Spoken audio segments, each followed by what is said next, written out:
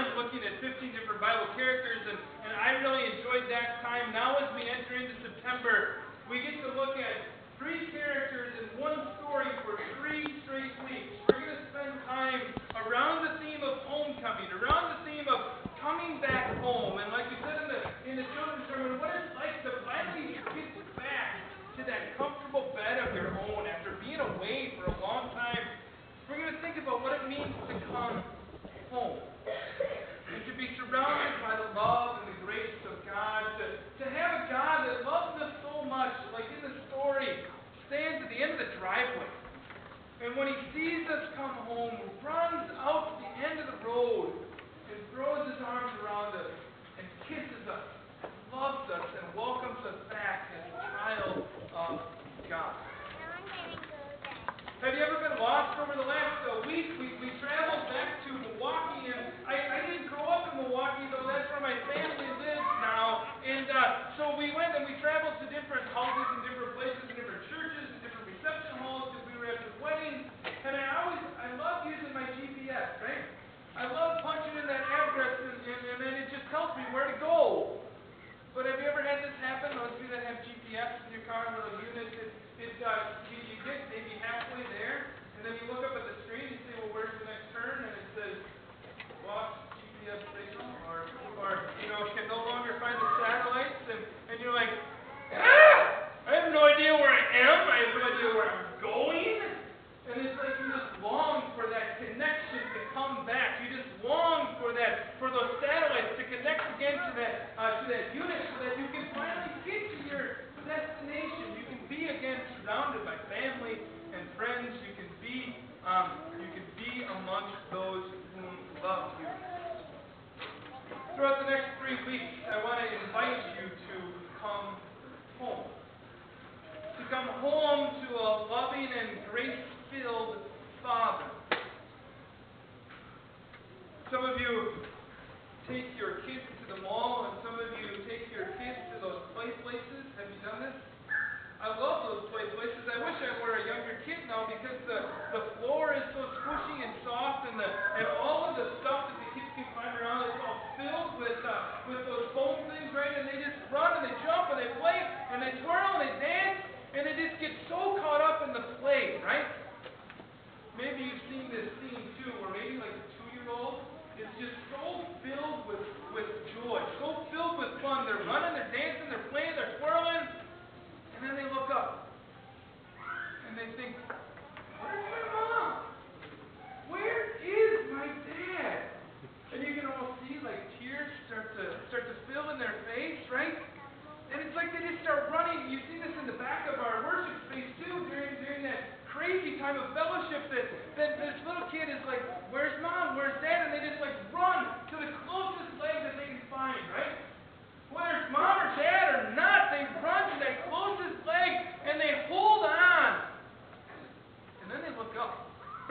Right? Then they look up and they say, you're not my dad. You're not my mom. Who are you? We've been in those kinds of situations where we've run to the closest thing that we think will give us security. We've run to the closest thing that we think will hold us safe. And maybe we too have come to that point where we have looked up and we've said, who are you? And when we say, who are you? What am I holding on to? What we're really asking is, who am I?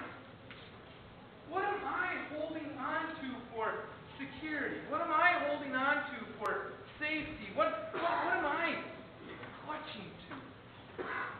And when we do that, we ask ourselves, who am I? What have I become, even? So we went to a family wedding this last weekend, and Pat, thank you so much for filling in. Some people came in on Tuesday and said, we're going to call him Pastor Barnes from now on because he did such a wonderful job. Thank you for filling in while I was gone. I had a family wedding, but I had to prepare for a family wedding, so I went and I got my hair cut the Thursday before we left on Friday of last week, right? And I loved the conversation that I had with the gal that was cutting my hair. We talked about her church, we talked about this church, and I just loved the conversation that we had. And I looked down at the smock, right? The smock or whatever apron it is that they cover you in. And I looked down at the smock, and you know what I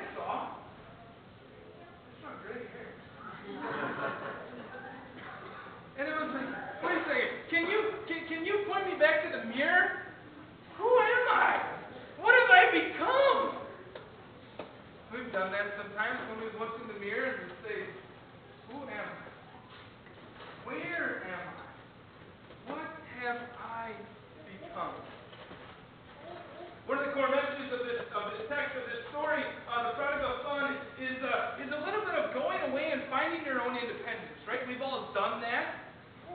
Maybe some of you as a child ran away from home. You got so angry at mom or dad because they were making you do something. Maybe you were 5 years old and they made you eat your broccoli. And you said, I'm through with it. I'm going. I'm leaving. I never ran away from home. My wife, she gave me permission to tell this story. She ran away from home once when she was 5 or 8 or whatever it was. She got really mad at her mom, and I don't know what it was for, but she said, I'm leaving. I'm going to run away. And Lynn, my mother-in-law, she's a very smart lady. She said, well, let me help you pack, right? Let me help you pack because Gary, it's gonna be cold out, so you probably need to take a sweatshirt and maybe an extra pair of jeans and probably some shoes in case those get wet. You need to take a blanket and a sleeping bag and a pillow. Let's shove that all in your bag, and you might get thirsty. So here's a couple bottles of soda. We don't normally let you have soda, but if you're gonna run away, then you should run out and drink soda on your own. So here's these bottles of soda. She said they were the glass bottles, so they were extra heavy glass bottles of soda. We jammed those in the backpack. And then she said, here's some canned meat, Spam, right? Remember Spam? And here's some cans of soup. Let's shove that all in your backpack. And okay, go. Okay, so she made it to the end of the driveway. You know? I mean, about 100 feet from the front door. So that backpack was so heavy that she had to turn around. And so today we talk about what it means like to turn around and to come back home. Now, the story that I just shared you about my wife running away began with a little bit of a disagreement, a little bit of an argument. In our text that Ross read just a little bit ago, this scenario doesn't paint the picture of a dad and a son who got into an argument about how much independence he should have, or about him being late from curfew, or about having to eat broccoli. Whatever it was, there was no scenario in which the son says, you're unreasonable, Dad, I'm leaving. The son just says to his dad, Dad, I wish you were dead. Give me my money. That's literally what the son is saying. I know that I get your inheritance after you die, but I want it now. You are dead to me from this point on. Give me my inheritance. And the dad says, all right. I mean, there's no argument there. There's no like, well, let's be reasonable here. It's just simply the dad saying, all right, and the son runs. The son runs far away, and the son has his fun, and then he comes to himself. Such a wonderful and pregnant phrase that the gospel writers wrote for us. He comes to himself, and he's clinging to that leg, and he looks up and he says, I don't know who I've become. I don't know where I am. I don't know who I am anymore. Now this guy, he's no different than us. He starts working up just a little bit of a speech. He says, Father, I've sinned against both heaven and you. Now that's a big thing, both heaven and you. Not just you, Dad, but heaven. And he says, I'm no longer worthy to be called your son. Please take me on as a hired person. So here's what he's saying. I know I've not been good enough to earn or to keep my son status, my child status. I can't imagine how you would want me back as a son. I just want to be a servant because that's all I'm worth. And in such a larger sense, we wonder that same thing. We ask God in similar terms, God, I've run away. I run away all the time. I've said that I want whatever goodness that you give, but I don't want you to be my father. And when I hit the bottom, I'm not sure you'll ever want me back because I don't deserve it. I haven't earned it. So this prodigal son, this boy, imagine that he takes the long road home. And he rehearses this speech over and over and over again with himself. You can imagine him walking back, having to explain all that's happened, where he's been, why he ran. He isn't sure he's a son anymore because he told his father, I wish you were dead. I'm not your son. You're not my dad. Now, Jewish law allowed the father, if the son would say to his father, I want your inheritance, the Jewish law allows for the father to slap that child in the face. That son is coming back to his father expecting to get slapped in the face. He probably deserves it. verse 22, verse 20. So he returned home to his father. While he was still a long way off, his father saw him coming, and filled with love and compassion, he ran to his son, embraced him, and kissed him. His son said to him, "Father, I've sinned against both heaven and you. I'm no longer worthy to be called your son." His father runs to him as he's a long way off. Any of you have a dog? Perhaps a dog that slipped out of its collar on a walk. Perhaps a dog that you let out and you thought was going to come right back, and you spend 3 hours driving around the neighborhood saying, "Bailey, Bailey, come home!" And you know what it's like when you finally find your pet.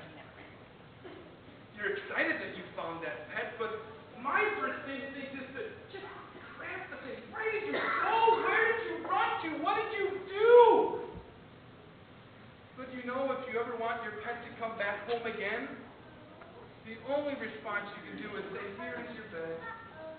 Here is your food. Here is your home. I'm so glad that you're back home with you." And your dog reaches in and just like squatting over and you're like, "Yeah." That's what the father does. The son gives him this speech. And there's this possibility that you and I, we have to wrestle with. Maybe he isn't comfortable being a son anymore. Sons have something that they can't give up. So hired workers can revolt and be lazy. They can take the day off. I don't want to get paid today. They can say, "I'm taking off. I'm sorry, but I'm not going to be around." But a son, a child, can never give up that status. The son requires knowing and being someone who possesses something they can never give up. Children are always children to their parents. The prodigal son's father is his father. So he has the pressure of having to live like a son. He bears the mark of his family and of love. At the root of this story, at the root of this parable, the prodigal son, this story asks us a very literal question. Who's your dad? The follow-up question, this great big spiritual question of who's your daddy, is this. Do we want to be his kids? I mean, evidently we could run away. Do we want to be his kids?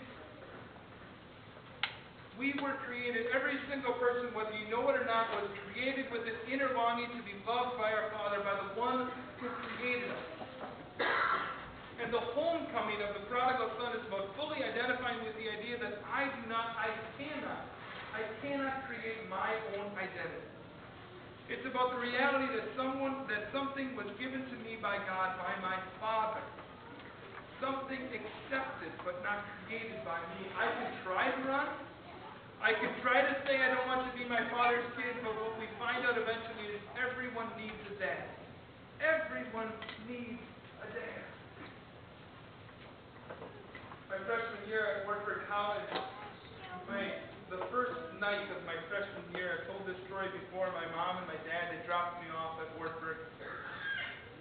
And I walked into the car to say goodbye to them, and I could hear the music and the partying already happening and already starting on Hebron 3, the dorm room and the floor that I spent my first year in college.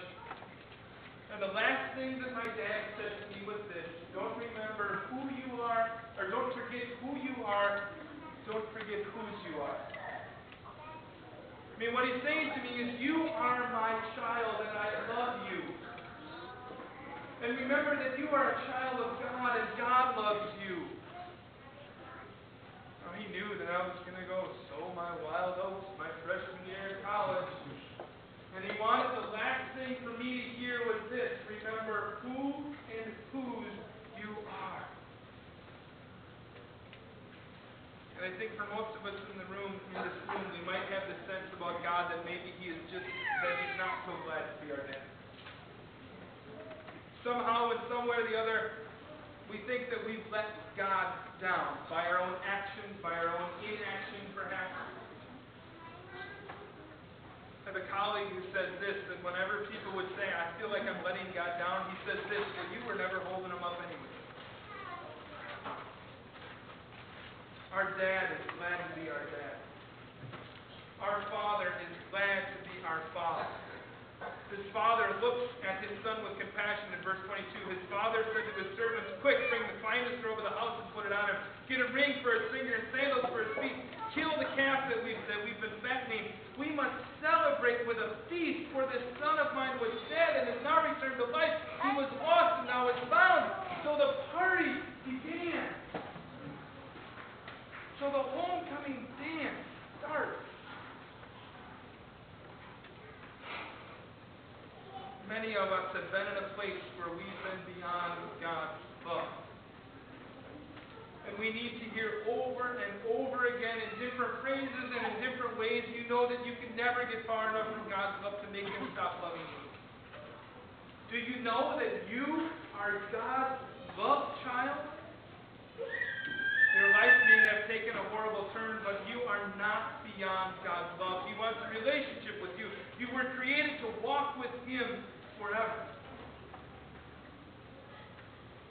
So over the next couple weeks, we're going to take a look at the different components of the story. There's basically three main characters in the story: the son, the father, and the son's older brother. And I'm going to ask you during this season of homecoming dances and celebrations, homecoming for Norwalk is this week. And we have guys playing volleyball and girls playing football, and we have dances and courts and kings and queens. We have parades and all of these things, the rallies that will happen. And I want to invite you to consider over the next couple of weeks of coming home. Let's pray. God, we thank you that coming home is a celebration. That when we wander away and come home, people celebrate because the person who has gone far away is now back. As the story says, the one who was dead is now back to life. We thank you that we can come home to you and that you run out after us and